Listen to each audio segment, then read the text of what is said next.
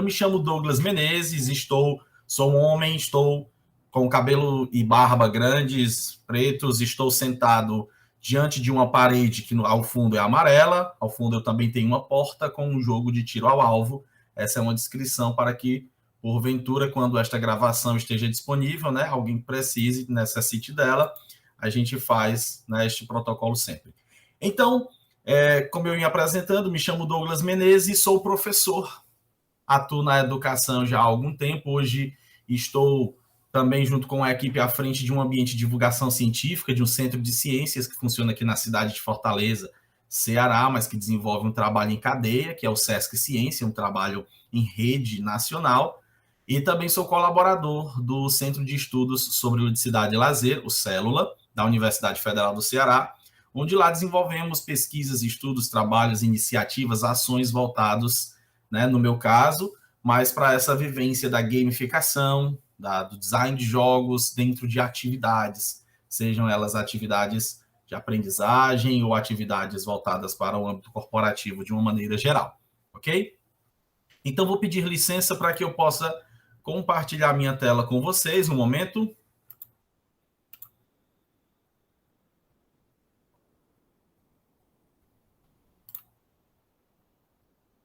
Ok, acredito que minha tela já esteja espelhada para todos vocês, certo? Quaisquer dúvidas que forem surgindo ao longo da minha fala, fiquem à vontade para interferir, para chamar, para falar, tanto pelo microfone como pelo chat, como bem quiserem, tá certo?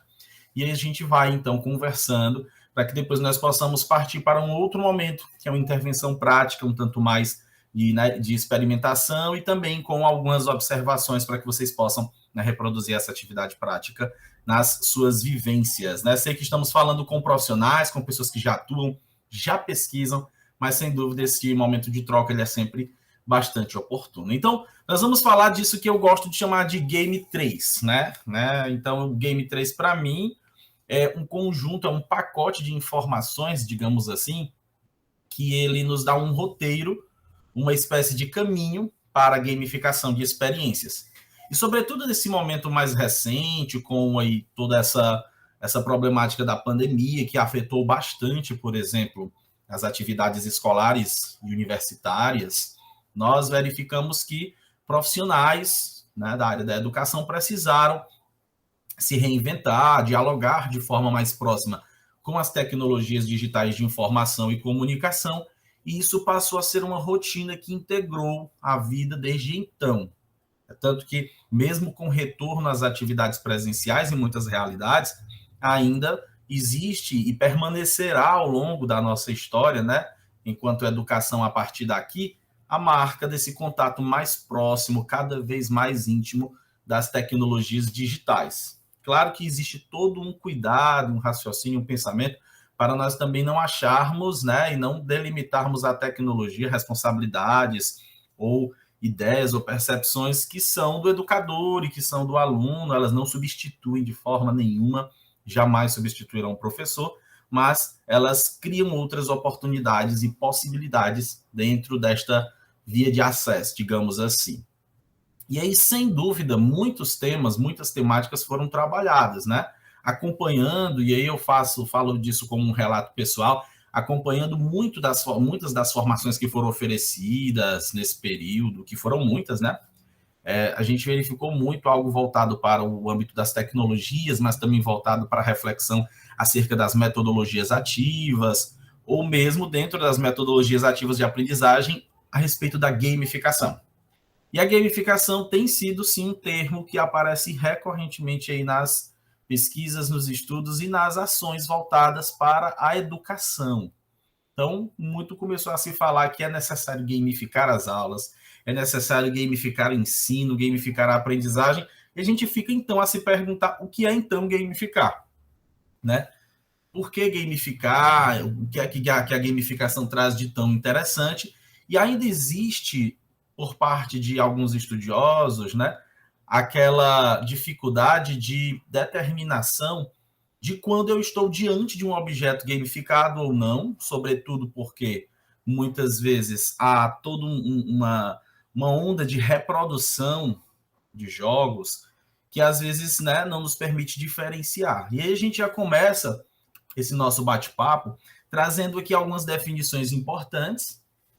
Essa é da Flora Alves, do livro Gamification, onde ela vai trazer a ideia de que games são propostas ou atividades de superação voluntária de obstáculos desnecessários. Claro que ela já fala isso depois de fazer toda uma reflexão a respeito do impacto dos games, e aí quando eu me refiro a games, eu estou falando especialmente dos videogames, dos jogos digitais ou jogos eletrônicos, como quiserem, né?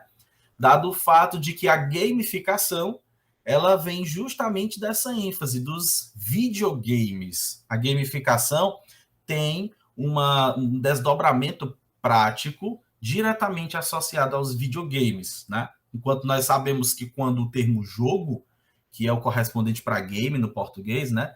Ele abrange uma série de outras realidades da ideia do jogar. Então, quando eu falo de jogo, eu tenho os jogos autóctones, tenho os jogos tradicionais, os jogos de tabuleiro e uma série de jogos onde também os videogames estão inseridos. E daí a nossa concepção de gamificação nesse momento, ela atenta especialmente para esse ponto, para esse foco, de que a gamificação, ela é de fato um conceito que está ligado, que está próximo, interligado aí aos games. Peço a licença para usar esse termo aqui com vocês. Lembrando que quando a gente for falar de games, nós estamos falando dos videogames. Isso não acontece por acaso. Nós observamos socialmente que a implementação dos videogames, sobretudo com o arrojamento dos consoles, sobretudo com o desenvolvimento de plataformas que permitem o contato online, cada vez mais proporcionou, de uma forma bem intensa, de uma forma variada, a criação de toda uma fenomenologia em volta dos videogames, a criação de uma cultura, de grupos, de nichos, de um movimento de mercado que hoje é avassalador. Há quem diga, por exemplo, que dentre os 3 grandes, né, mestres do entretenimento, a música, o cinema e os videogames é o que mais lucra no mundo. Então, sem dúvida, é um fenômeno cultural, um artefato de comunicação humana que gera impactos na vida. Ou seja, nós temos ali uma percepção de que os videogames, especialmente, eles criam todo um nicho de vivência dentro da experiência humana.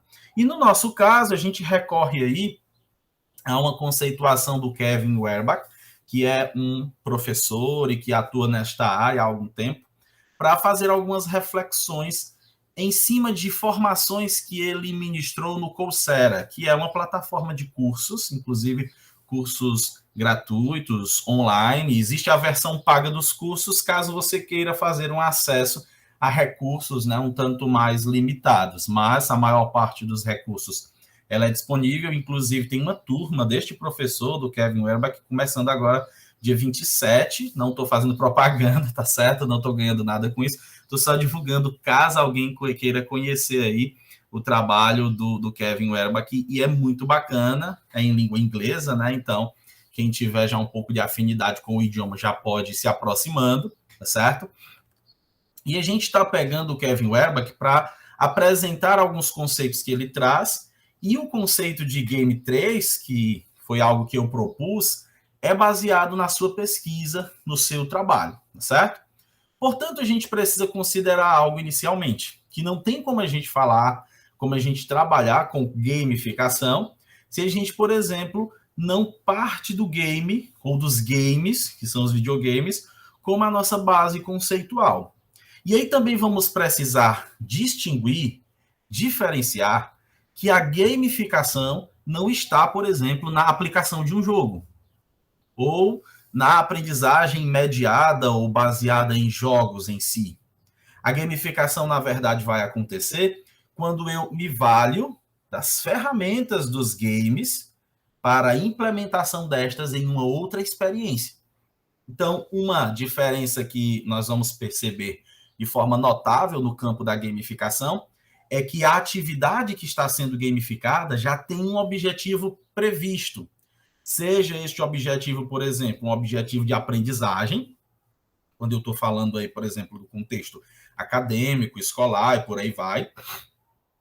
Desculpem. Seja, por exemplo, uma atividade que tem um objetivo corporativo, como treinamento de colaboradores de uma organização, ou mesmo que tenha um objetivo um tanto mais de marketing, como divulgação de um produto, como a formação de um conceito dentro da perspectiva do marketing. Então, o objetivo, ele encontra-se presente dentro daquilo que já é proposta da atividade. Diferentemente de um jogo, de um game, que já tem um objetivo em si mesmo, cujo objetivo, né, já está contido na sua própria estrutura. Aqui não. Aqui eu tenho uma atividade que ela já foi pensada com o seu objetivo, e o que é que eu vou fazer? Eu vou reconhecer ferramentas utilitárias que existem nos games e vou adaptá-las e transportá-las para dentro da minha experiência, justamente para promover aquilo que os games produzem muito bem, mais do que qualquer outro fenômeno de entretenimento, ou talvez tanto quanto, ficando ali dentre os primeiros, que é o engajamento. Isso os games conseguem produzir, sem dúvida, com uma maestria muito grande, certo? Então, a partir daí, eu vou pegar um conceito que eu acredito aí que alguns de vocês já possam ter visto, que é um conceito muito conhecido do Karl Kapp, no livro The Gamification of Learning and Instruction, que ele vai dizer que um game é um sistema no qual os jogadores se engajam em um desafio abstrato. Então, ele já estabelece aí que um game é um sistema. Logo, se ele é um sistema, ele tem toda uma estrutura cadenciada, encadeada, de blocos que se interpenetram, e um dos objetivos, ou melhor dizendo, uma das consequências desse sistema é promover o engajamento naqueles que fazem parte do contato com esta espécie de sistema. Outro aspecto muito importante que ele vai colocar, tá certo? Os jogadores, eles vão se engajar a partir de um desafio abstrato, definido por regras, interatividade, e feedback, que são outras características muito importantes dos games. O estabelecimento das regras cria a possibilidade da participação dentro da experiência, onde você percebe uma coerência dentro da forma como você vai interagir com a experiência, com o game especificamente, e aí a gente ainda está falando do game enquanto o videogame em si, e por isso que as regras são interessantes, porque elas me dão uma borda da minha atuação dentro da experiência. A interatividade, sem dúvida, ela me dá a capacidade de tomar decisões, de decidir, de fazer valer essas minhas tomadas diante do desafio que foi apresentado, que é o fator instigador, e o feedback vai ter uma outra característica notadamente importante, que é me fornecer informações de retorno, informações que me permitam avaliar como eu me desempenho, como eu estou me saindo, qual é o meu desempenho e como eu posso, inclusive, ajustar esse desempenho para uma melhor performance dentro do jogo. Eu costumo dizer, por exemplo, no contexto escolar, que é um contexto em que eu vivi durante um bom tempo, que às vezes a gente tem algo que nós deveríamos nos espelhar, nos inspirar mais nos games. O processo avaliativo, em boa parte das escolas, às vezes acontece com uma distância temporal que não permite ao aluno favorecê-lo, não favorece ao aluno, melhor dizendo, uma mudança, um aprimoramento, por exemplo, da sua performance enquanto alguém que está interagindo com um sistema, vamos dizer assim. Então, o aluno, ele é avaliado, vamos supor que a avaliação, o sistema avaliativo, ele é composto por 3 notas. Ele é avaliado numa primeira vez, num primeiro momento, depois é avaliado num segundo momento, depois num terceiro momento. Nem sempre ele tem uma percepção nítida de como essa avaliação aconteceu. Às vezes os critérios também não são claros, porque não basta que esses critérios estejam escritos, eles precisam ser critérios compreensíveis, inteligíveis, né? Até, por exemplo, algumas atividades que são atividades que guardam aspectos subjetivos, né? Como a apresentação de um seminário, por exemplo, né? Que critérios serão avaliados? Eu sei dos critérios antes, ou o professor só me avalia depois com os critérios que ele pontuou e eu não sei quais são? Será que se eu soubesse desses critérios antes, eu não conseguiria engendrar uma performance um tanto mais adequada para atender? Não é assim que a gente faz na nossa vida, no nosso dia a dia, quando, por exemplo, a gente vai submeter um projeto a um órgão de fomento ou coisa dessa natureza. A gente sabe do que se espera, então a gente prepara algo que seja de interesse. Consequentemente, às vezes isso não acontece na educação. E aí o aluno vai esperar todo um longo período de um bimestre, de uma etapa, para lá no final receber um conceito, uma nota, em que ele observa aquilo como resultado da sua interação com aquele sistema de avaliação, mas que nem sempre é um resultado transparente, porque nós não entregamos a esse participante, a esse aluno, a esse jogador, a capacidade, por exemplo, de intensificar e melhorar a sua performance.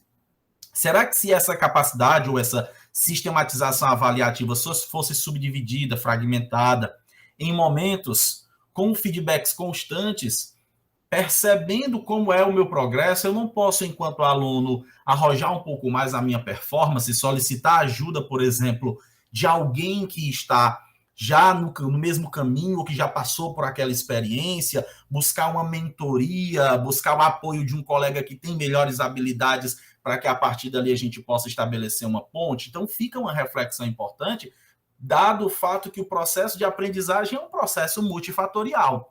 Não tem, por exemplo, como avaliar um aluno que é requerendo dele apenas a aferição de competências de memorização, como muito se fez durante um bom tempo e ainda se faz em determinados contextos, né? O professor exibe uma aula soberanamente expositiva e depois vai avaliar a capacidade de retenção com base nas competências de memorização. Será que existem outras formas de avaliação? Prototipagem de determinados produtos, intervenções, até a própria aplicação de jogo, embora não seja a gamificação, dado o fato do tema que nós estamos trabalhando, também sim funciona como uma estratégia que vai colocar muitas, na verdade, possibilidades de estabelecer um contato e uma interação maior do indivíduo com esse processo de aprendizagem. A Silvana comenta que os critérios claros desde o início são muito importantes. Sem dúvida, qualquer coisa que nós façamos em matéria de aprendizagem ou em outros aspectos, elas necessitam de objetivos. Tem um livro chamado Level Up, que é um clássico para quem quer estudar, por exemplo, design de games, acredito que alguns de vocês talvez conheçam. E no segundo capítulo, o autor do livro, ele vai dizer que teve uma empresa de jogos de tabuleiro, como Batalha Naval, como xadrez, tá certo?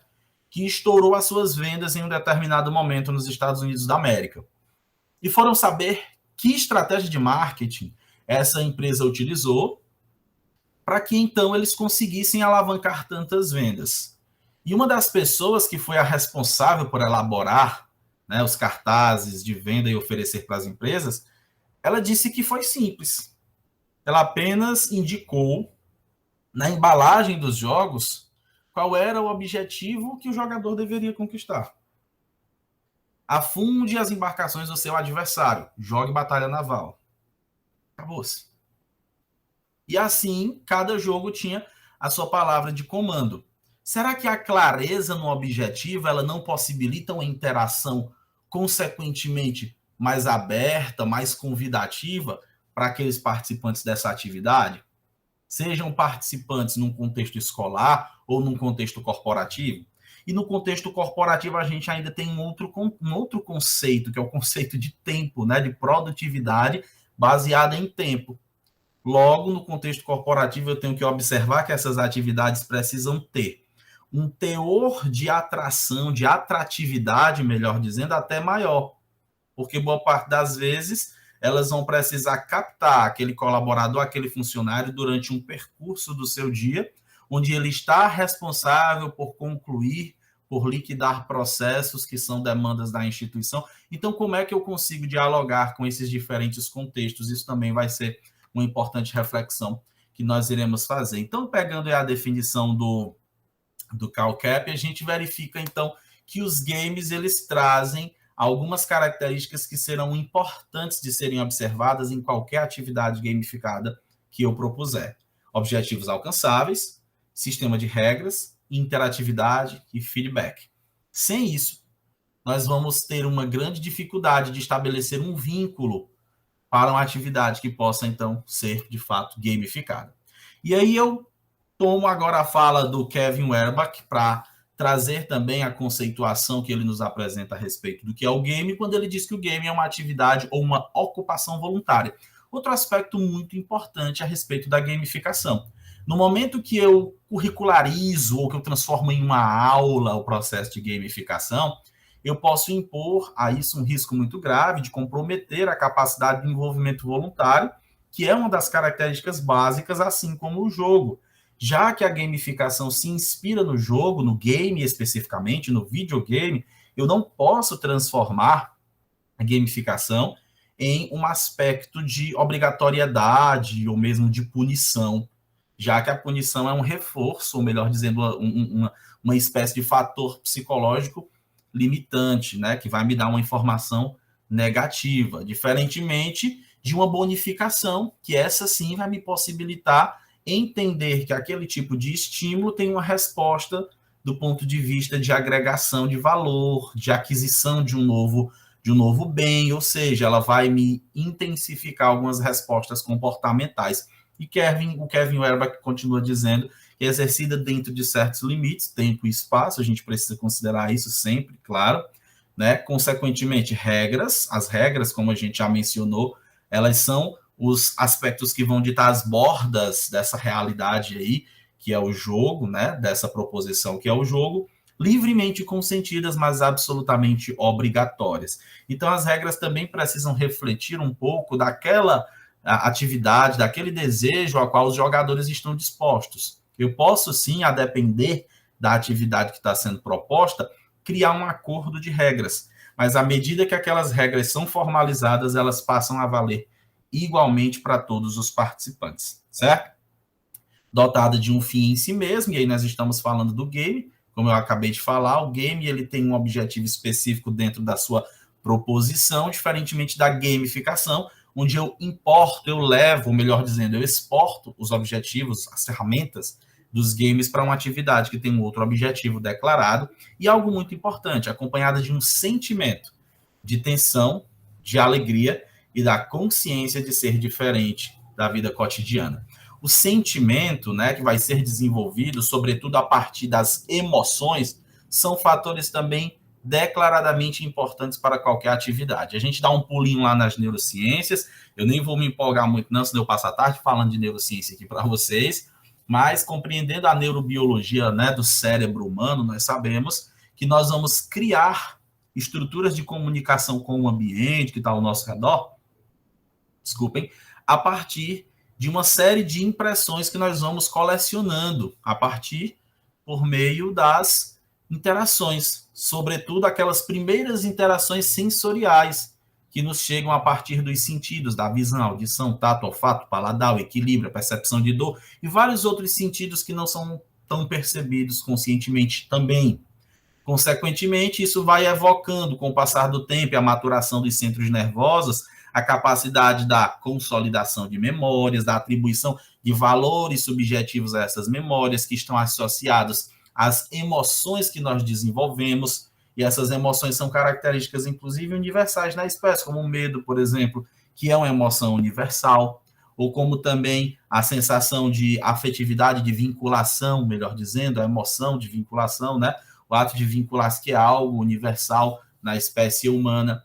Daí, quando a gente verifica que os games conseguem fazer isso, conseguem criar um estado ou promover um estado de sentimento associado a uma tensão ou a uma espécie de euforia, de alegria, nós verificamos, então, que do ponto de vista neurobiológico, eles são ferramentas sucintas para favorecer a consolidação de memórias no campo da aprendizagem, dado o fato de que quando você e eu estamos naqueles momentos em que o nosso cérebro está fazendo ali um contrabalanço do que fica e do que vai embora no campo das emoções, o que é que a gente percebe? Perdão, no campo da memória, a gente percebe que essa avaliação cerebral, falando de uma forma bem superficial, leva em conta, sobretudo, a quantidade de redes neuronais que aquela determinada emoção, que aquela determinada memória sensibiliza. Então, pensei numa criança que acabou de participar de um jogo, de um game, que assistiu um filme muito estimulante, que tem uma narrativa muito envolvente. É muito comum que durante o período do sono, que é o grande momento onde as informações vão transitar da memória de curto prazo para a memória de longo prazo, o cérebro considere algumas informações muito importantes na composição da formação das redes neurais como sendo aquelas que tiveram uma maior, né, descarga de neurotransmissores, uma maior estimulação quando elas forem apresentadas. Por isso que os games têm, sim, uma capacidade muito grande de favorecer a aprendizagem e, sem dúvida, há uma consciência de que o jogo é diferente da vida cotidiana. É por isso mesmo que existe aí uma linha, né, que separa a experiência do jogo da experiência da vida real, a experiência do videogame, da experiência da vida real. Esse ponto é até muito enfatizado em estudos, em pesquisas que fazem reflexões a respeito da ética associada, me desculpem, da ética associada a questões dos jogos, dos videogames, como videogames de violência e outras questões. A gente não vai tratar especificamente desse ponto, mas esse é um fator importante que é considerado, ou seja, há uma nítida diferença entre a experiência do game e a experiência da vida real, e a experiência do game precisa ser uma experiência com característica de game e não com característica de vida real, porque é essa percepção de que eu estou no game que me dá a liberdade para interagir com os desafios. Se aquilo não tiver característica de game, passa a ser uma experiência cotidiana como outra qualquer, e eu passo a não interagir de forma desejada, certo? Daí eu trago também algumas reflexões e perguntas importantes que a gente deve se fazer toda vez que nós formos propor algum tipo de gamificação para qualquer atividade. Lembrando sempre, a gamificação é uma aplicação que parte dos games. Então, deverei sempre considerar que, para levar em conta a gamificação, eu preciso lembrar de quais são os aspectos, de quais são as ferramentas, os componentes, a dinâmica dos games e como isso vai impactar essa minha atividade. Primeira pergunta: por que um jogo irá beneficiar os participantes? Então, se eu estou pensando aqui numa atividade para os meus alunos da graduação, e eu estou desenvolvendo com eles uma disciplina que trabalha no campo da pesquisa determinada temática e tenho o desejo de, a partir dali, envolvê-los em uma proposição gamificada. A própria disciplina, o intercurso da disciplina, tem elementos de games, de jogos, e faz com que cada um dos alunos, com que cada um dos participantes, na verdade, sejam jogadores de um itinerário que vai acontecendo pelas ordens e composições de um moderador, que é o professor. Mas a pergunta que fica é: por que um jogo vai beneficiar os meus participantes? O jogo vai beneficiar? Essa mentalidade de jogo, essa ideia de jogo, ela beneficiará os meus participantes em quê? Dado o fato que eu já tenho um objetivo entendido, ou seja, eu já tenho um objetivo pedagógico quando, como professor, no exemplo, desculpem, no exemplo que nós estamos tratando, né, um professor do nível superior que está ali em contato com os discentes, ele já tem objetivos claros com relação à sua disciplina curricular, já se tem uma ementa, já se sabem quais são, né, aqueles conhecimentos e aquelas fundamentações que desejam que seja oferecida para o aluno, que o aluno possa entrar em contato, que se possam criar reflexões. Então, esse objetivo já é da própria atividade. O que eu vou fazer quando eu gamifico é exportar as ferramentas dos games para ajudar a tornar essa experiência, que já ia acontecer de qualquer forma, numa experiência cada vez mais engajadora, envolvente, desafiadora. Aí eu volto à primeira pergunta: por que então que um jogo vai beneficiar esses participantes? O que é que um jogo tem que pode tornar essa experiência mais participativa? O que é que o jogo tem que pode tornar essa experiência cada vez mais envolvente e motivadora? Existem aspectos nos jogos que eu posso trazer para essa realidade, e aí tem um fato importante. Se você quer trabalhar com a gamificação, um fator que com certeza deve existir é que você precisa, sem dúvida, conhecer os jogos. Óbvio, eu defendo aquela ideia de que você não precisa se converter em um gamer. Eu, a partir de hoje, não vou me transformar num gamer, vou jogar, vou estar por dentro de tudo. Não, mas você precisa ter algum nível de afinidade, ou pelo menos de busca para conhecer. E também, algo que eu percebo dentro das experiências que nós temos desenvolvidas no campo pessoal, no campo profissional, perdão, é que a escuta ativa daquilo que é vivenciado pelos estudantes é sempre um recurso muito importante.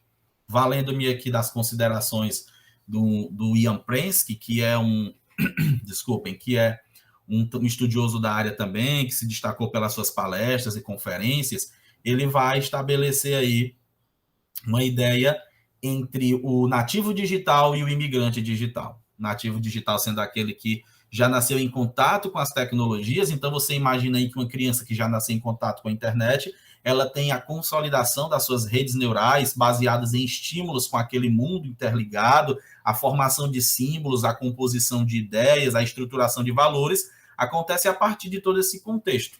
Esse é o nativo digital. O imigrante digital é aquele que nasceu num contexto onde aquela tecnologia era ausente e ele passou, então, aos poucos dialogar com a tecnologia, foi se adaptando, foi se achegando, foi se desafiando em alguns momentos, remodelando o seu modo de agir, de pensar. Então, existem sim fronteiras nesse ambiente da sala de aula, ou mesmo no ambiente corporativo, que vão precisar de uma escuta mais sensível.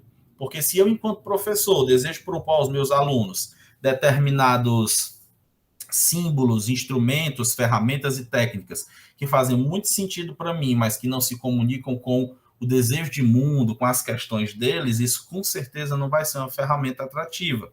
E acaba comprometendo esse fator inicial de motivação que eu poderia propor em uma atividade gamificada.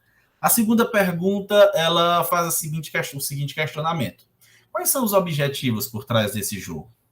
Então, vamos lá. A gente acabou de perceber que o jogo tem objetivos próprios. É uma atividade cujos objetivos estão centrados nela mesma. E a minha atividade, que eu quero gamificar, a minha experiência também tem objetivos claros. Eu não posso, por exemplo, pegar a minha atividade, que é a avaliação do impacto de um determinado produto que vai ser gamificada, e fazer com que o objetivo passe a ser o objetivo do jogo. Porque, naturalmente, eu não vou chegar onde eu quero. Agora, eu deverei avaliar se aquele jogo em que eu estou me inspirando, um jogo específico, ou aquela característica de jogos, ou aquela qualidade de classificação de jogos, me torna competente para que eu comunique aí essas duas realidades, a realidade da experiência e a realidade do sistema que eu estou chamando aqui de game, que eu estou chamando de jogo. Será que os objetivos eles favorecem? Um segundo ponto que vai ser levado em conta. E o terceiro é como os mecanismos dos jogos vão fazer com que os participantes atinjam os objetivos. E esse terceiro ponto já nos chama para as reflexões mais contidas nas próximas falas, dado o fato que, desculpem, eu preciso conhecer os elementos dos jogos, eu preciso conhecer os elementos dos games. Um jogo de videogame, por exemplo, envolve uma série de elementos que são pensados, testados e aferidos para que, a partir de então, ele se torne verdadeiramente uma experiência engajadora.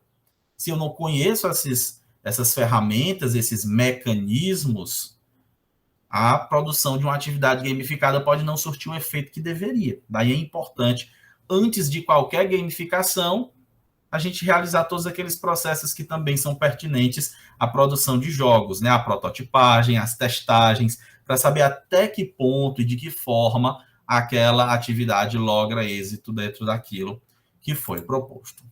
E, claro, a gente precisa de ferramentas para fazer isso. Eu chamo de SAGA, né? É uma sigla que eu criei para Solução de Aprendizagem Gamificada. E aí eu estou falando de aprendizagem, gente, mas não se detém somente na aprendizagem escolar, acadêmica, certo? Já que a aprendizagem é um fenômeno que está presente na vida humana como um todo, nos mais diversos campos de atuação.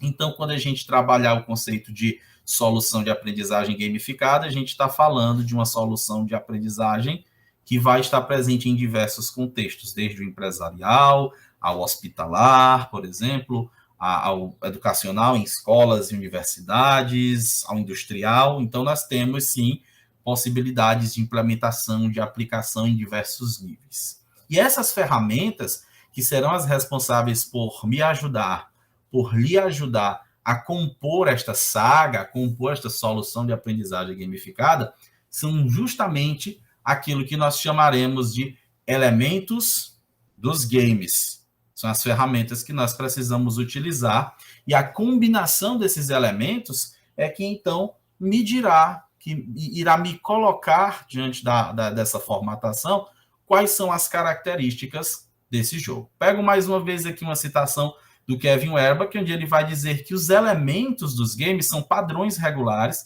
que podem ser combinados de diferentes maneiras para que você construa um jogo. O que é que acontece muitas vezes? Nós vamos verificar que em algumas proposições de atividades gamificadas, a atividade se centra em um padrão, em uma característica dos jogos, por exemplo, e ela acaba acontecendo meio que numa linearidade. Eu vou propor aqui uma atividade gamificada e a minha atividade consiste na superação de um determinado desafio mental. E isso é colocado no primeiro momento como uma característica motivadora, mas depois de algum tempo, essa característica, se ela não tivesse dialogando, se ela não estiver interligada com outras, ela se esvai. E aí, consequentemente, os elementos dos games precisam acontecer de uma forma robusta, compreendendo principalmente três classes, que aí é onde mora o game 3, para que a gente possa garantir que uma gamificação aconteça nas suas bases, né? E aí a implementação, o arrojamento que você quiser propor pode acontecer aí ao bel prazer, né, da sua disposição, do seu tempo, da forma como você deseja colocar. A gente vai já comentar esse respeito. Eu coloquei essa imagem só para a gente, né, identificar que, embora uma casa ou um edifício, eles são feitos, claro, que bem basicamente falando, de forma muito básica, do mesmo tipo de material. Então, se a gente levar em conta que os elementos dos games são esse material básico para a composição da nossa construção, é a combinação desses elementos que vai ser o ponto-chave, que vai ser o segredo do sucesso da minha gamificação ou da minha solução gamificada. Então, eu preciso considerar que não basta que eu pense nesses elementos e os aplique dentro de uma atividade. Agora eu vou pensar em fazer algum tipo de sistema que dê um retorno de informação, que dê um feedback, para que toda pontuação que o participante obtenha, valeu, Silvana, obrigado, que toda participação que o participante obtenha, ele receba automaticamente ali um feedback, certo? Isso é um fator muito importante, isso é um elemento. Mas será que só isso garante o engajamento?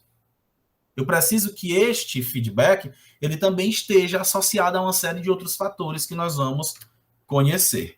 E um exemplo que eu trouxe aqui, tá certo? É o Mega City, que é um jogo muito popular no Facebook. Hoje a gente tem esse alinhamento, né? Essa atrelação aí de jogos e redes sociais, já que as redes sociais permitem, né, o uso desses recursos de comunicação social, de comunicação em rede, transformando isso em gráficos que vão aferir outros mecanismos, outras ferramentas para os jogos. Então, o Mega City, ou Mega City, aí, se alguém já jogou, já deve ter visto que ele se baseia em um sistema de pontuação, que ele tem níveis que o indivíduo vai galgando, onde nesses níveis você vai tendo implementação de desafios e dificuldades progressivas. Você tem uma barra de progressão que também é colocada ali como uma espécie de feedback para a apresentação do jogador, do participante, os resultados coletados e uma inovação do jogo, que é o gráfico pessoal, ou seja, é justamente aquela característica de perceber que eu não jogo só, que eu estou jogando de forma conectada, que eu posso fazer transações, tá certo? Com outros participantes dos jogos, isso vai ser um fator relevante, muito importante para os jogos hoje em dia. E aí, deixa eu só ler aqui o nosso amigo Paulo Henrique Colonese está dizendo: a ciência é feita de fatos, assim como uma casa é feita de tijolos, mas um amontoado de fatos não é ciência, assim como um amontoado de tijolos não é uma casa.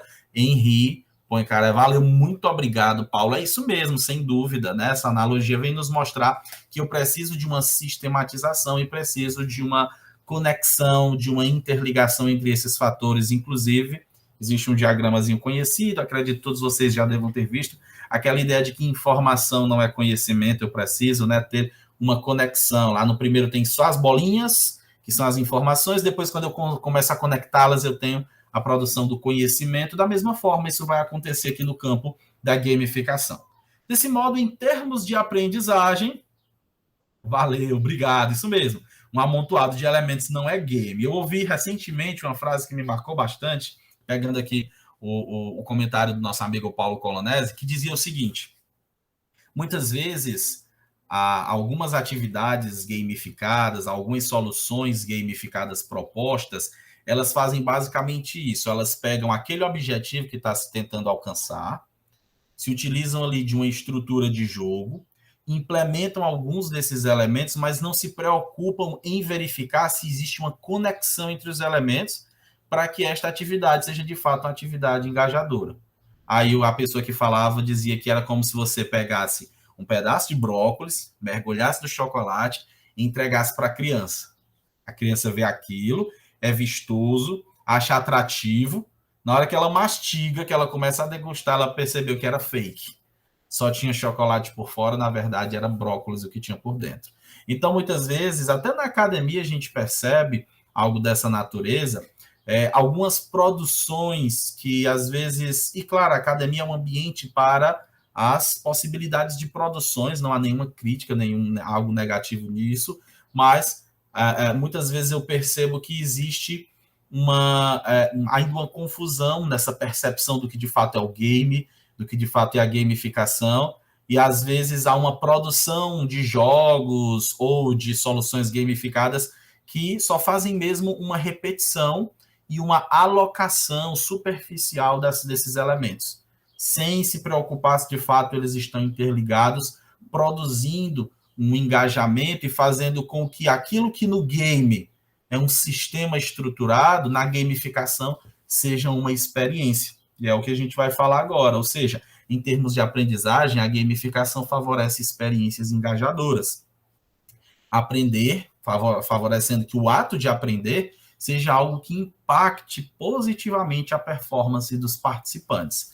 Sem desejar fazer qualquer tipo de autopromoção, na verdade é um relato da minha experiência profissional, me recordo que quando eu iniciei essa pesquisa a respeito da gamificação, esse desejo, essa vontade de conhecer, eu tive a oportunidade de desenvolver algumas atividades com alunos do ensino fundamental, dentro de uma disciplina específica, que é Ciências da Natureza, eu sou biólogo de formação, e a gente teve, então, a oportunidade de perceber ali que a atividade, de fato, foi engajadora quando ela conseguiu elencar esses diferentes elementos dentro de uma trilha de participação. Nós trabalhávamos com cartas desafio, que eram cartas produzidas com atividades sempre coletivas, ou de confecção de projetos, ou de resolução de desafios, de proposições para situações que eram ali da própria comunidade escolar, e eles iam, então, angariando pontos, benefícios, podiam, muitas vezes, ausentar-se da sala, podiam escolher lugares, né,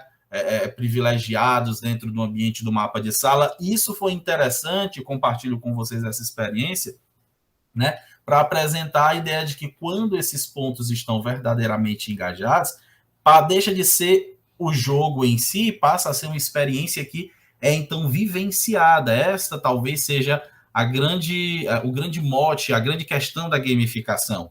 Sair da experiência do jogo, somente do jogo ali como algo pontual, para que o jogo seja um aspecto que está contido na experiência como um todo. Então eu passo a ser alguém que vivencia essa experiência, consequentemente. E aí nós pegamos mais uma vez as referências de Kevin Werbach para trabalhar os games dentro de dois contextos, o contexto de experiências e o contexto de elementos. Quando o jogo favorece esse acesso, essa chegada, esse contato com algo que é engajador, aí nós estamos observando essa fração da experiência. Mas quando nós verificamos o jogo pelas suas porções articuladas, por essas engrenagens, nós estamos falando dos seus elementos. E aqui é onde a gente chega no nosso Game 3. É onde a gente chega, por exemplo, nos nossos 3 blocos de composições que são representados aí por meio deste triângulo, né? Desta pirâmide aí contida dentro de um círculo, onde o círculo que está ao redor aí, que está circundando tudo, representa a experiência. Então, eu não posso pensar a minha solução gamificada distante da proposição de uma experiência. É algo que precisa ser vivido, é algo que precisa ser convidativo, o indivíduo precisa se entender dentro de uma proposição, e nós temos aí os componentes que formam a base da pirâmide, a mecânica e a dinâmica. Portanto, esses são os 3 eixos estruturantes do que nós estamos chamando aqui de Game 3, ou seja, componentes, mecânica e dinâmica. Qualquer atividade gamificada precisa valer-se desses 3 níveis de estruturação. E aí, partindo disso, nós vamos então refletir um pouco de quais são os constituintes de cada um desses elementos que estão presentes dentro dessas grades aí, que são componentes, mecânica e dinâmica. Dentro da dinâmica, por exemplo, que forma o topo da pirâmide, o que é que a gente vai perceber? A gente vai verificar alguns componentes como constrições, emoções, narrativa, progressão e relação. A narrativa, ou algo também conhecido como storytelling, é o fundo fantasia de onde se passa aquela experiência. E a capacidade de criar algum tipo de artefato interativo baseado em uma história, estabelece até do ponto de vista neurobiológico estímulos suficientes para criar uma linha de raciocínio e para captar, para chamar a atenção deste participante, convidá-lo a adentrar essa experiência. Então, a narrativa ou storytelling, como também nós chamaremos, tem um valor muito importante dentro desse contexto. Assim como as constrições, ou seja, como os pontos que vão criar algum tipo de pressão, de força, que precisam ser avaliados dentro dessa dinâmica. É como se, observando um gráfico, nós verificássemos, né, os pontos altos e baixos, os momentos em que essa pressão se arroja e em que essa pressão vai sendo aliviada. Quando você está jogando, por exemplo, o Mario World, aquela fase que tem momentos mais à vontade, aquela fase onde você tem um desafio lá do chefão da fase, que vai com certeza ser um momento de maior tensão. Então, isso precisa ser dosado, dado o fato que em qualquer atividade gamificada, em qualquer solução de aprendizagem gamificada, eu nem posso manter um nível de constrição leve e também não posso, todo tempo leve, na verdade, né? E também não posso intensificar demais para que aí eu não crie um ímpeto, né, de desistência. A pessoa desiste ou porque é fácil demais, ou porque é muito difícil, eu não consigo manter, não consigo sustentar, é muito estressante. Eu preciso, então, criar momentos, né, intercalados, onde essa constrição permita criar um envolvimento e engajamento desses participantes.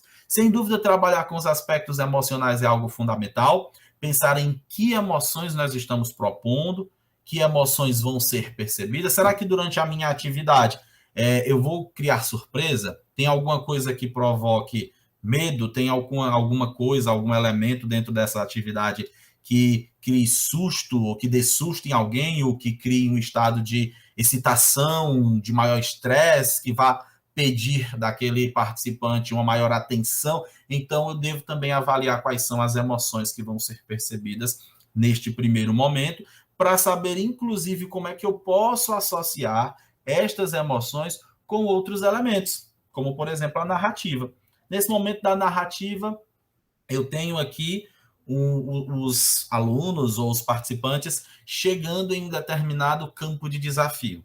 Esse campo de desafio é, por exemplo, um campo minado, onde eles vão precisar se valer de conceitos das aulas, do que foi aprendido, e a partir dali, então, quais são as emoções que são esperadas nesse momento? Então, se eu verifico que o campo minado é um momento de maior tensão, será que é coerente logo em seguida eu intensificar ou prolongar essa tensão para uma atividade que anteriormente já contava com esse estado? Então, eu posso, de repente, dar uma diminuída dessa tensão para que depois eu a reerga logo em seguida, assim como também a ideia de progressão.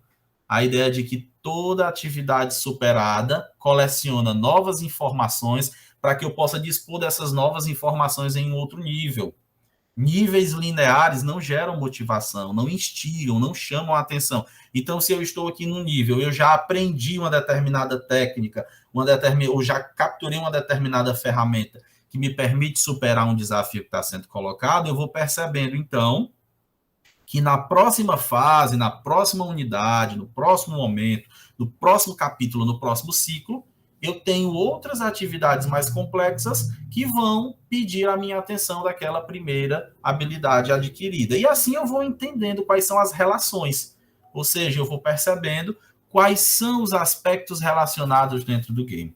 Eu vou percebendo, inclusive, baseado nas regras, o que se pode e o que não se pode fazer, como eu posso manejar essa regra ao meu favor, sem sair da proposição da regra, como se pode negociar, como se pode fazer trocas, se é possível, se não é, quais são as relações existentes dentro desse aspecto. Então, a dinâmica, ela está muito mais associada a essa compreensão do feeling, do sentir da experiência gamificada, por assim dizer.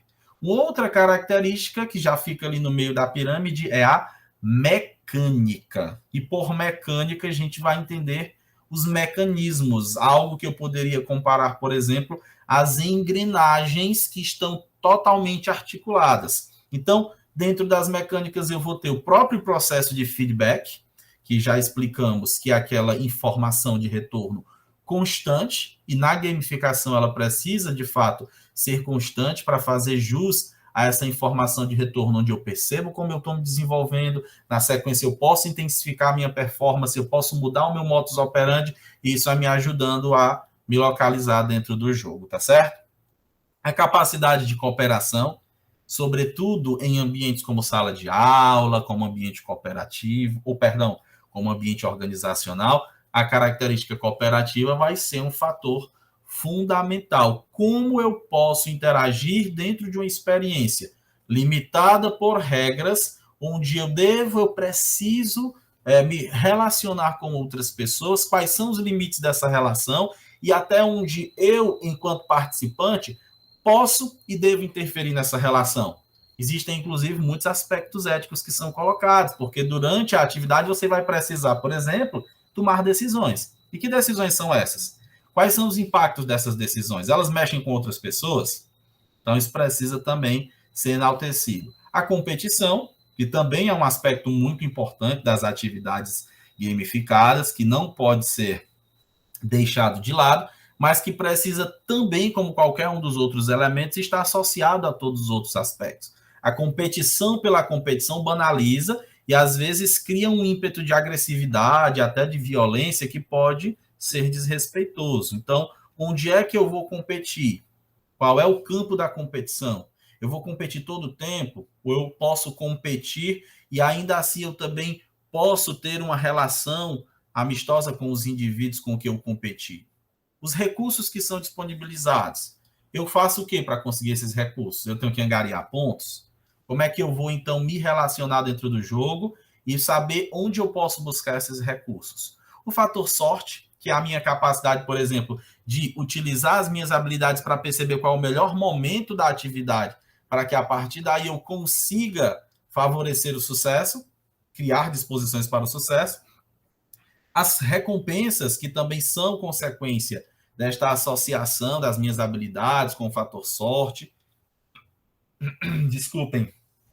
As transações, a capacidade que eu tenho, por exemplo, de ir em contato com outros grupos, com outros indivíduos, de realizar trocas, de fazer, né, o trabalho de contato social, de experiências, os turnos do próprio jogo, da própria experiência, que é um fator de mecânica muito importante. Inclusive, esse fator de mecânica precisa ser bem trabalhado dentro do tempo que eu tenho disponível e dentro do tempo com que aquelas pessoas envolvidas vão conseguir manter a atenção dentro daquela atividade, até para que a atividade não se transforme em algo sacal, em algo cansativo. Então, esse jogo ele vai acontecer em quanto tempo? Cada fase dura quantos minutos? E cada ciclo tem ciclos de duração de mais ou menos quanto tempo? Isso, inclusive, vai me auxiliar. Boa tarde, Jorge. Seja bem-vindo, meu querido. Isso, inclusive, vai me auxiliar a perceber como eu posso intercalar esses momentos, até para que uma atividade gamificada, que seja feita, por exemplo, numa empresa, numa escola, com os alunos ali, de fato, participando fisicamente da atividade, você tenha condição de organizar, de estruturar, sem criar nenhum choque e sem estancar a experiência da gamificação, para fazer com que uma equipe fique muitas vezes esperando de forma improdutiva, para que ela, né, tenha essa condição de você manter um controle com relação a isso. Com relação aos componentes, aí nós temos muitos aspectos. Dentre os componentes nós vamos encontrar sistema de pontos. Que sistema é esse? Quando eu falo de sistema de pontos, não é somente o fato de atribuir pontos às atividades que estão sendo desenvolvidas. Como é essa pontuação? Quais são os critérios que a estabelecem? Essa pontuação, qual é o referencial simbólico dela?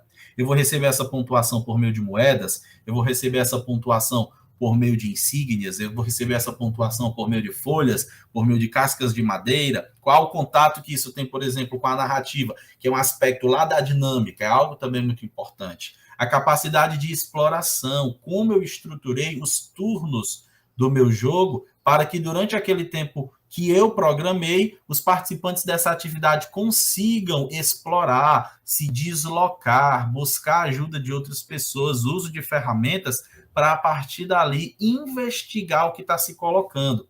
Gráfico social é também uma característica muito importante quando nós desenvolvemos algumas atividades online. Isso também vai ser muito facilitado pelos mecanismos que nós temos, os recursos de redes sociais e outros mais, mas isso também pode ser feito em experiências gamificadas físicas, com as vivências, já que eu posso estabelecer ali caracterizações de grupo, como esse grupo se apresenta, quem são os indivíduos, como cada indivíduo vai se colocar, a ideia dos avatares, que são, né, as representações virtuais do indivíduo dentro dessa característica, dentro dessa experiência do jogo, as realizações, a conclusão de cada realização precisa ter um marco simbólico muito claro. Se o aluno, se o participante, se o colaborador da empresa concluir uma atividade dentro da gamificação, essa conclusão, ela traz algum tipo de feedback, eu concluí uma determinada atividade, eu recebo pontos por isso, tem algum tipo de sinal, tem algum tipo de alerta,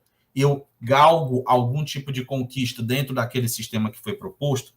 Tem os leaderboards, que são as tabelas que vão colocar ali para mim todas as informações necessárias para que eu consiga acompanhar o jogo, não só o jogo da minha equipe, mas também o desenvolvimento, a desenvoltura de outras equipes, para que eu consiga refletir sobre quem eu sou dentro da experiência, quem são os outros. E aí aspectos que nós já comentamos, como níveis, por exemplo, como a capacidade de coletar bens, como os combates que são desenvolvidos, os momentos de maior tensão que são colocados dentro da experiência, e o desbloqueio de bens também, que vai ser uma característica muito importante, porque eu posso criar a partir disso uma capacidade de conferir uma maior liberdade para os jogadores, já que a partir do desbloqueio de bens eles vão poder administrar os seus recursos, administrar os próprios bens, enfatizar os aspectos de transação, de trocas, de negociações,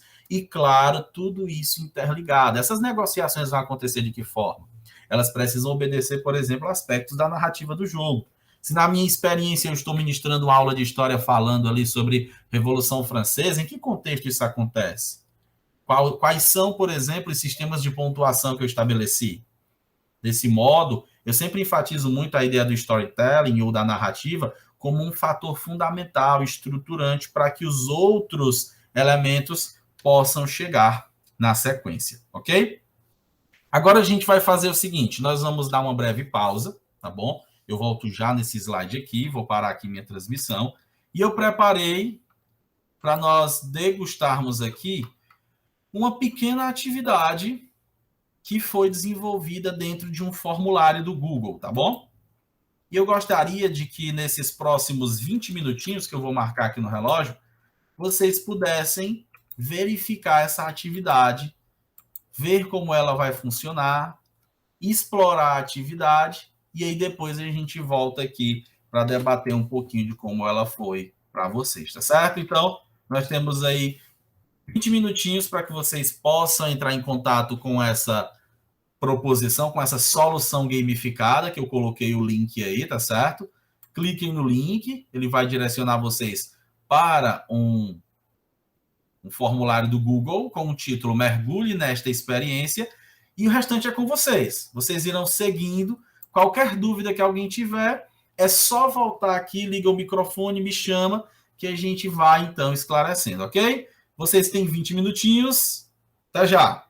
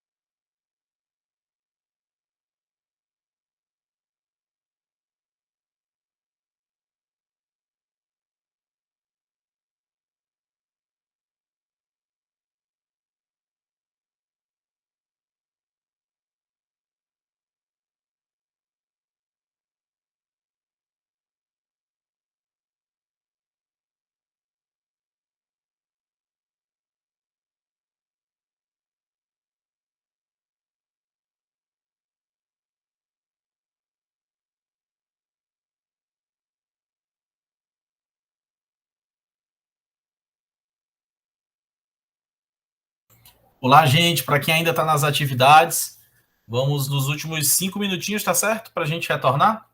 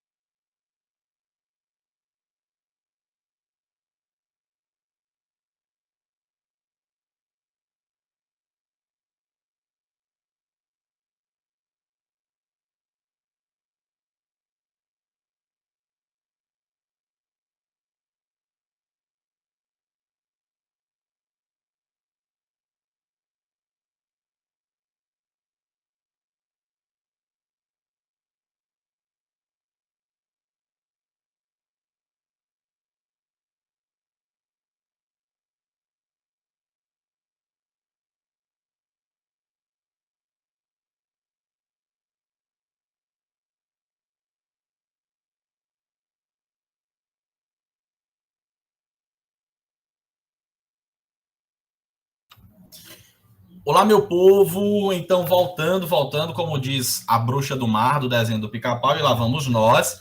Já vi aqui algumas observações muito bacanas aí no nosso chat, tá certo? O Paulo Colonese fez várias falas, brigadão aí, tá certo? A Ana Paula também comentou aqui agora no final.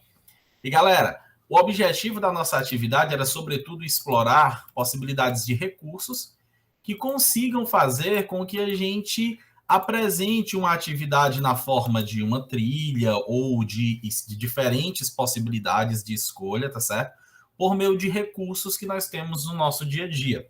Claro que as atividades que eu ofereci aí, que eu ofertei para vocês, tá certo? Elas estão dentro de um contexto, que é o contexto do marco, né, cultural aí de cada atividade. A atividade que vocês estão me falando, que é a escolha é sua, ela acontece dentro da plataforma Minecraft, né? Acredito que alguns de vocês já devam ter ouvido falar. Que é um fenômeno entre essa galerinha mais jovem, né? Sobretudo aí crianças e adolescentes curtem muito Minecraft, que não é somente um jogo que acabou se transformando numa espécie de comunidade. Não sei se vocês acompanham, mas, por exemplo, existem empresas dentro do Minecraft que você entra, se inscreve na plataforma, você vai crescendo lá dentro. Eu vi uma coisa curiosa e achei interessante, existe ministério de igreja no Minecraft, por exemplo, né? Algumas pessoas representam o que é feito na igreja e entram lá e tudo mais. Então, aquele espaço que você está sendo chamado a alcançar, o Nether, né? Ele, na verdade, é como se fosse uma espécie de espaço hostil, de uma dimensão paralela dentro do Minecraft e que é muito difícil de ser acessado. E aquele vídeo que eu peguei, claro, não foi um vídeo produzido por mim, foi um vídeo, né, da própria internet, do YouTube. Ele fazia essa brincadeira com a ferramenta dos cards do YouTube, onde você pode pegar o vídeo, pode gravar outros vídeos, né? E à medida que você vai, por exemplo, posicionando os cards lá no final do vídeo, você pode escolher e essa escolha te leva para um outro vídeo e a sequência de acontecimentos vai te deixar ou não chegar lá no Nether, né? Nesse outro lugar que eu já expliquei para vocês do que é que se trata dentro do jogo, né? Então, para a galerinha que joga Minecraft, isso meio que mexe com uma série de considerações aí. Claro que, óbvio, quando você for produzir a sua experiência gamificada, a sua solução gamificada, você pode também se valer desse recurso do YouTube. E aí, claro, você vai e faz aplicações direcionadas para a problemática que você está desejando abordar. O Paulo Colonese está, inclusive, compartilhando aí com a gente, ó, Fiocruz ou Fiocraft, para atrair o público infantil e jogadores do Craft. Ele está, né, disponibilizando aí, acredito que seja algum dos projetos das iniciativas da Fiocruz. Muito obrigado aí pelo compartilhamento da informação. Valeu, Paulo. E a gente, então, pronto, o Geo já está até colocando em busca de soluções mais analógicas, né?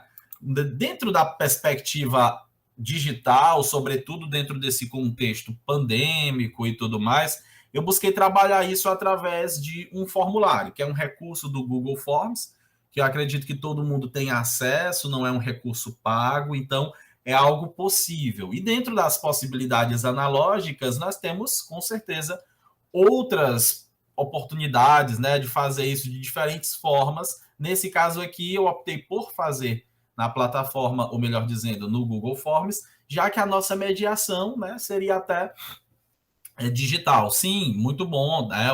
O Escape Room, tá certo? É também uma outra possibilidade. E aí a outra atividade que eu mostrei também, que eu disponibilizei para vocês, tá certo? Que foi o mais alto, é um áudio em 3D da Binaural Lab, né? Que é uma produtora aí de conteúdo em áudio, e é uma experiência onde a pessoa pode participar através da utilização de fones de ouvido e ter aquela sensação com base na combinação de sons. E, claro, dentro dessas três atividades, nós tínhamos aí apenas um objetivo direto de experimentação. A outra que foi por dentro do jogo, ela é sobre o Among Us, que é uma outra febre aí com essa galerinha mais jovem. É um negócio assim que também mexeu muito a cabeça da galera dentro dessa pandemia, tá bom? E a ideia é que você pudesse se ver por algum momento dentro do jogo. Aquele vídeo lá é um vídeo em 360 graus. Então, no momento que você passa o dedo na tela do vídeo, ele te permite olhar o que tem no entorno. E o objetivo daquele jogo lá é que você descubra quem é o impostor, que é o personagem que está matando os outros.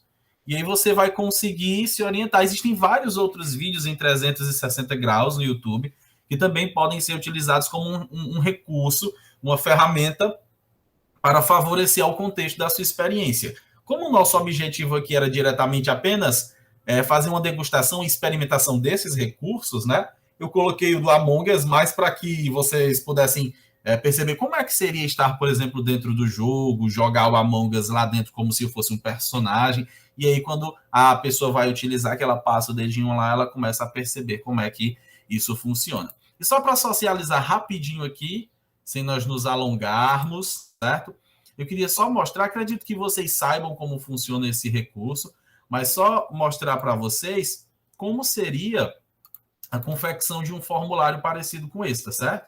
Eu vou criar um formulário aqui para nós fazermos aí do zero, só para mostrar esse recurso de vinculação, tá ok? Então, só um minutinho.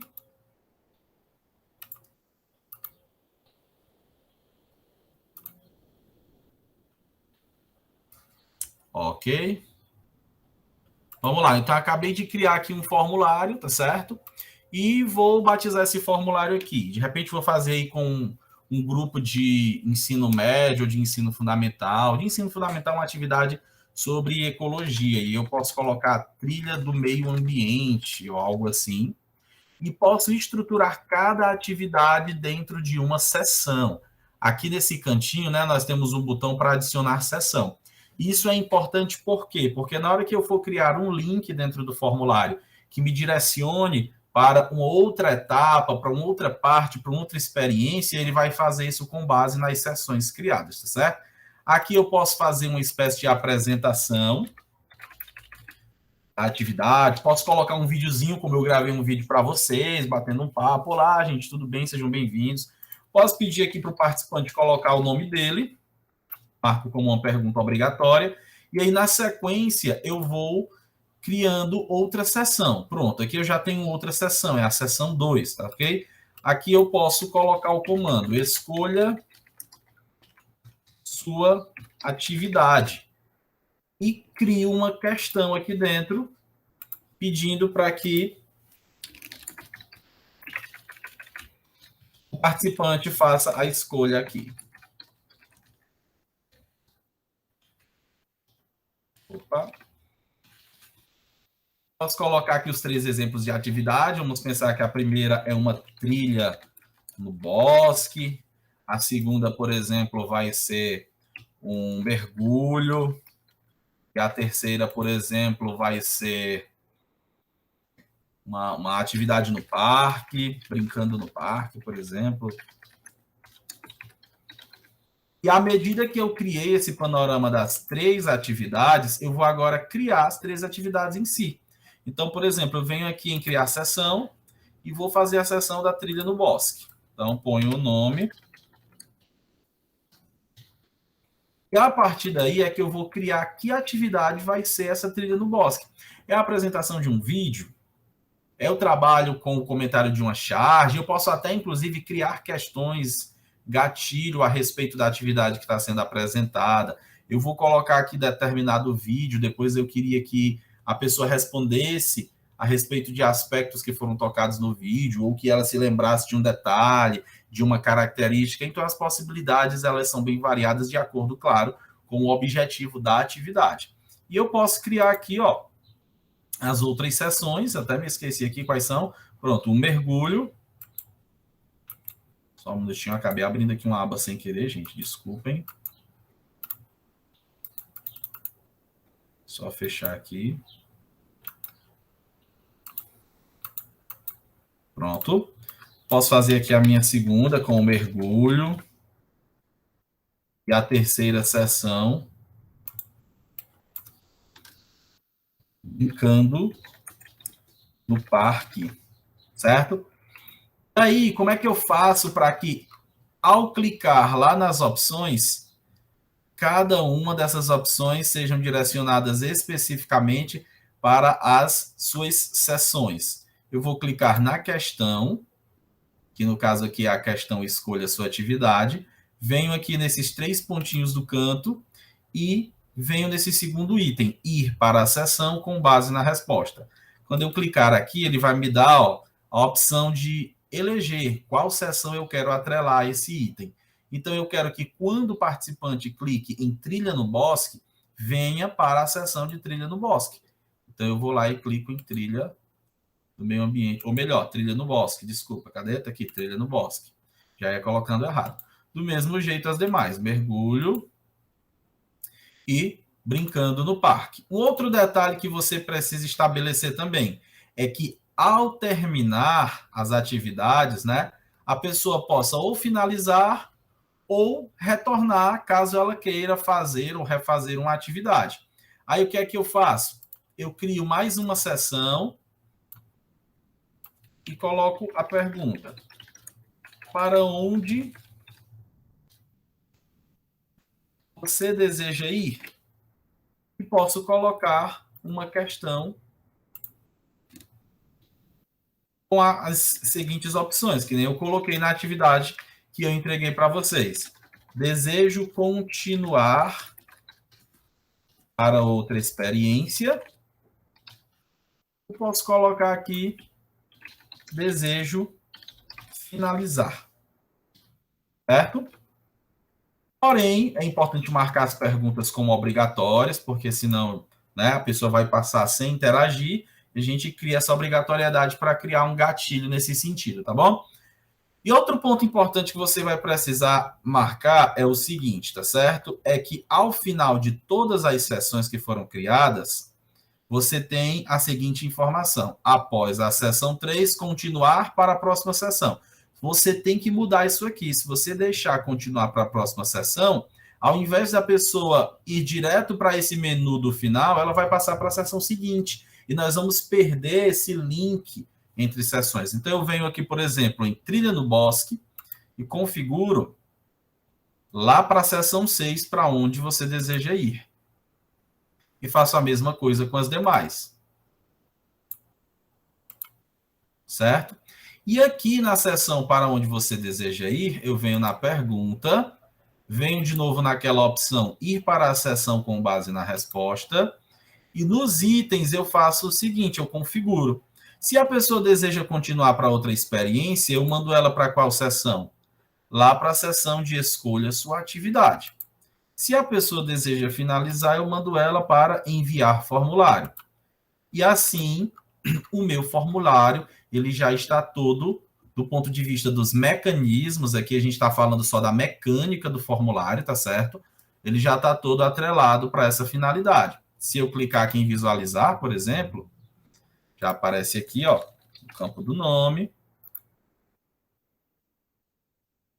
Venho aqui para a atividade que eu quero seguir, vou botar mergulho, vou botar aqui brincando no parque, por exemplo. Vou para a próxima. Aí teria aqui a atividade brincando no parque, que a gente não criou, né? Quando eu clicar na próxima, ele me leva para onde você deseja ir. Eu tanto posso voltar para experimentar outra atividade, como posso finalizar, e assim o formulário já está mecanicamente estruturado para essa finalidade. Ok? O professor Marcos está dizendo que o mais alto, lembrou uma experiência fantástica.